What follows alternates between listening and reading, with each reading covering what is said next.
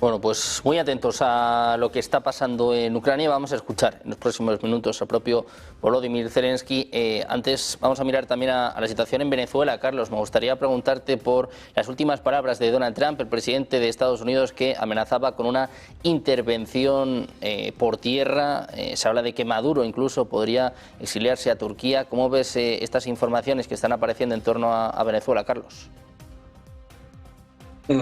Bueno, primero decir que Donald Trump es evidentemente un presidente multifacético, ¿no? Y nos guste o no nos guste, hay que reconocer que tiene elementos, vamos a decir, multivalentes, ¿no? Por el lado de Ucrania, como hemos tratado, tiene perspectivas bastante interesantes y que efectivamente se dirigen, ¿no?, a estabilizar la situación de Ucrania, ¿no? Pero en cuanto a lo que es Latinoamérica, concretamente Sudamérica y en este caso concreto Venezuela, el escenario cambia completamente, ¿no? En un momento en que la unipolaridad, entendiendo por unipolaridad básicamente el predominio del mundo anglosajón, está viniéndose abajo, está en caída, ellos, sobre todo Donald Trump, sabe perfectamente que esto es así. Y bueno, entonces no tiene sentido estar molestando en otras partes del mundo, ¿no? O sea, mantener guerras intercontinentales como habitualmente se hizo en los años dorados de la unipolaridad, en los 90, lo que es Irak, Siria, Libia, todos estos países que han sido invadidos y destruidos, bueno, ya no es sostenible en el tiempo.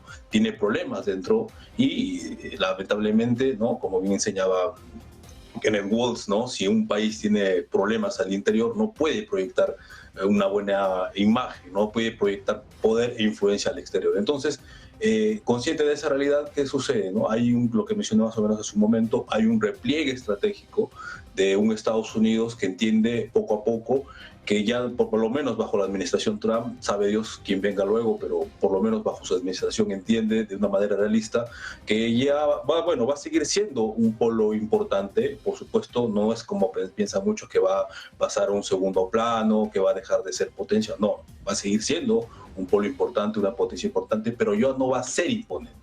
Va a ser importante, pero ya no determinante, ¿no? ¿Por qué? Porque ya existen otros polos de poder, otros espacios, otras historias culturales que ya tienen capacidades, tal vez no en todos los segmentos que tiene Estados Unidos, ¿no? Porque Estados Unidos sí tiene los segmentos de poder, los vectores prácticamente en cada uno, tecnológico, económico, militar, pero con lo que tiene China en lo económico le basta y le sobra para mover el piso, con lo que tiene Rusia en lo militar le basta y lo sobra para mover el piso. Entonces, en ese marco es que hay un repliegue estratégico a lo que habitualmente siempre han considerado su patio trasero, ¿no? Lo que es del Río Grande para abajo, que es nuestra América, Latinoamérica, Sudamérica, ¿no? Entonces, ahí vemos que vetustas doctrinas geopolíticas se reactualizan en este siglo XXI y vemos que la doctrina Monroe, ya están hablando de doctrina Monroe 2.0,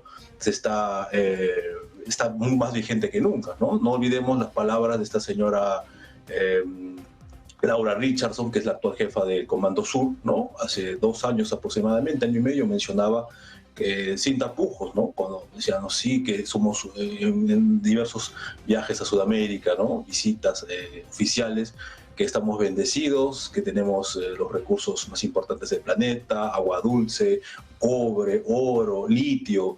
O sea, estamos bendecidos, o sea que, pero ella es de Norteamérica, ella es de Estados Unidos, pero cualquiera que la escuche, o sea, ¿qué interpreta uno, ¿no? Que ellos entienden que nuestra región y las riquezas que tiene nuestra región, el petróleo y lo mencionado, por ejemplo, son parte de Estados Unidos. Está dentro de su seguridad estratégica mantenerlos y conservarlos de enemigos malignos, también dijo, ¿no? Concretamente refiriéndose a China y por extensión, por supuesto, a Rusia. Entonces, actualmente en Venezuela lo que se está viendo es eso, ¿no? Ya hemos repetido ya numerosas veces y creo que hasta pesados podemos caer, pero no es un tema de la cuestión del narcotráfico. Si se quiere luchar contra el narcotráfico, la guerra verdadera es contra los bancos, contra el sistema financiero occidental, City de Londres, Wall Street, pero eso no se está tocando, ¿no? Lo que se está tocando es, bueno, es un pretexto para poder ejercer esa desestabilización en la región, esa geopolítica del caos que muy bien ha esgrimido este señor que también alguna vez lo citamos, Evan Ellis, que es un doctrinero geopolítico, especialista, experto en relaciones China-LATAM, por ejemplo, ¿no?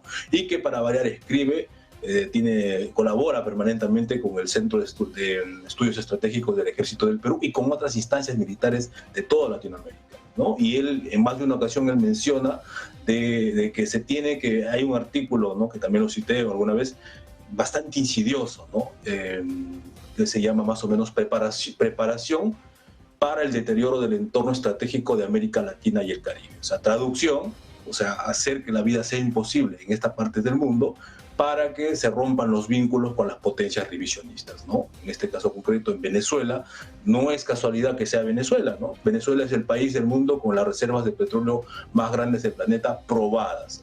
Si no fuera por eso, no estarían ahí, así de sencillo. Ahora estamos viendo una nueva fase, ¿no? De esa, no sé si llamar, y no creo que le interese hacer una invasión a Estados Unidos, o sea, es muy complicado, pero sí lo que puedo pensar es una constante presión, una constante, digamos, sí, presión psicológica sobre la población con esa intención de propiciar un cambio de régimen contra Maduro, ¿no? Entonces Maduro en ese contexto ya, bueno, se habla en diversos, ¿no?, de fuentes que efectivamente es posible que pueda ejecutar una fuga ante una inminente amenaza de ese calibre que quieren justamente derrocarlo, ¿no? Entonces ahí se ve que entra a tallar Rusia, entra a tallar Turquía y por supuesto lo más inmediato que se tiene en la región es lo que es Cuba. No es nada inverosímil, pero yo creo que hay que seguir analizando, hay que seguir viendo. Yo no sé hasta qué punto sea factible una invasión a gran escala en Estados Unidos, dado que Venezuela es un país medianamente importante en la región, ¿no? Para tener una idea, cuando se hizo el derrocamiento en Panamá, que también con ese mismo pretexto de narcotráfico, Noriega, había como 5.000 milicianos dentro de Panamá a favor de Noriega. Y Estados Unidos utilizó aproximadamente para esos 5.000 unos casi 30.000 efectivos. Ahora, esa comparativa proporcionalmente dentro de Venezuela, imagínense, necesitarían, según los expertos, de 300.000 a 400.000 efectivos para arriba. Y no se está viendo eso. Lo que se está viendo es una acumulación, parece que es lo que yo más o menos creo, establecer una base permanente de operaciones en el Caribe con esa intención de propiciar ese asedio y esa acción psicológica sobre la población venezolana y propiciar ese cambio de régimen. Bueno, pues con el foco puesto en Venezuela y en esta presión sobre Maduro, Marcelo, quiero saber también tu opinión de esta máxima presión de Donald Trump. Bueno, creo que obedece a distintos factores. Uno, bueno, es el que ya señaló Carlos, el económico, los aportes de riquezas que tiene Venezuela, petróleo, gas, oro, coltán, tierras raras. Es innumerable lo que podía aportar Venezuela, pero por otro lado creo que Trump tiene otras urgencias más graves. Creo que la cuestión de Ucrania es más importante, creo que Trump necesita salir de Ucrania como de lugar porque eso lo lleva a arriesgarse a un enfrentamiento directo con Rusia y no puede salir derrotado. Por lo cual está muy bien para la idea de Trump es generar un foco de conflicto en otro lado que distraiga la atención pública y que le permita hacer una transición, yo creo que más suave. Creo que ahí es donde de alguna manera encaja Venezuela. Venezuela es el lugar ideal para eso, pero con algunas limitaciones. O sea, por las características del territorio venezolano, es un territorio áspero, selvático, montañoso, con múltiples ríos, pantanos. Es un país muy difícil de invadir. Carlos decía 300, 400.000 hombres, probablemente, tal vez más, e inclusive enfrentaría focos de resistencia. Hay fronteras con Colombia y con Brasil que seguramente permitirían permear el contrabando y permear hombres. Todo sería extremadamente difícil. Creo que políticamente Estados Unidos no lo resistiría. La región en su conjunto reaccionaría pese a la situación política que hay.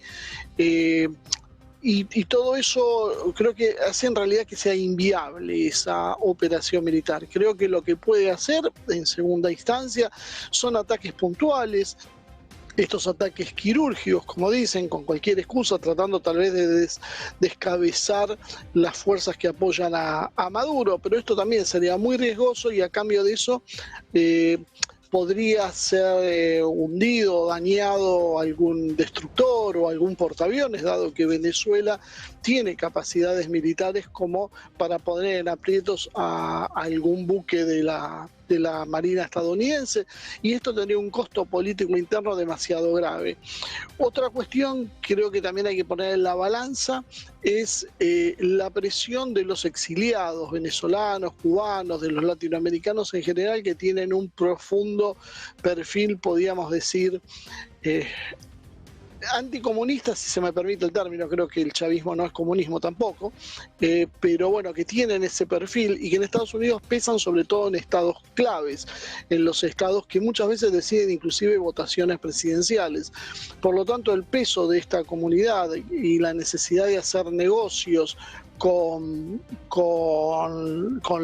los países como Nicaragua, Cuba o Venezuela, hace también que se forme un poder de lobby interno que hace que todos los presidentes de Estados Unidos sean sensibles a esa cuestión. Entonces, a veces ni siquiera es una importancia demasiado grande para los Estados Unidos, pero sí para un sector que radica ahí, que influye políticamente en las élites estadounidenses. Por lo tanto, todo es un cóctel que hace que, bueno, dirigir la mirada hacia Venezuela sería algo interesante en el sentido de la propaganda.